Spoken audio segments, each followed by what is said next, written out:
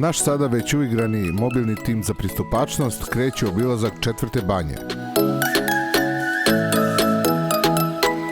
Nakon obilaska banje u severnom i zapadnom delu Srbije, na red je došla centralna Srbija.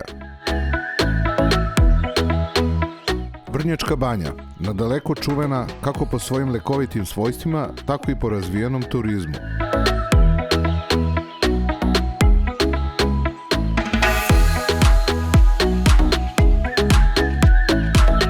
Visok stepen profesionalizma kod domaćina uočen je još prilikom dogovora o poseti, pa ga nije manjkalo ni na dočeku.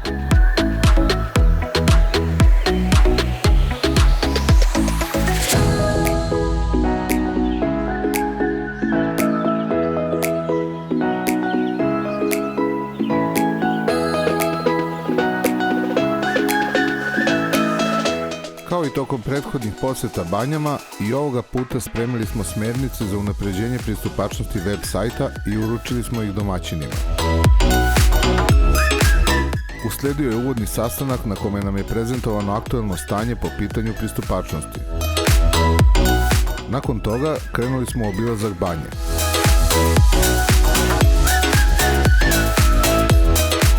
U objektu u kome uglavnom borave osobe koje se otežano kreću, predstavljeni su nam planovi za dalje rad na unapređenju pristupačnosti.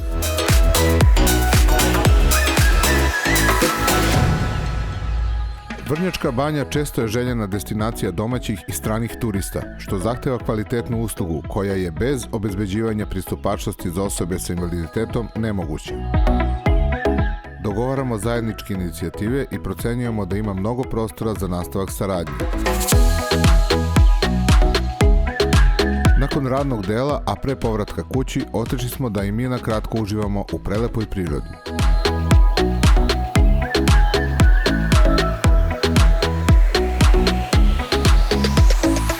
Obilazak banja realizuje se u okviru projekta jačanje otpornosti starijih osoba i osoba sa invaliditetom tokom COVID-19 i budućih katastrofa koji finansira Evropska unija uz podršku Austrijske agencije za razvoj i Austrijskog crvenog krsta. Regionalnim projektom koordinira Crveni krst Srbije, a nacionalni partner je i Nacionalna organizacija osoba sa invaliditetom Srbije.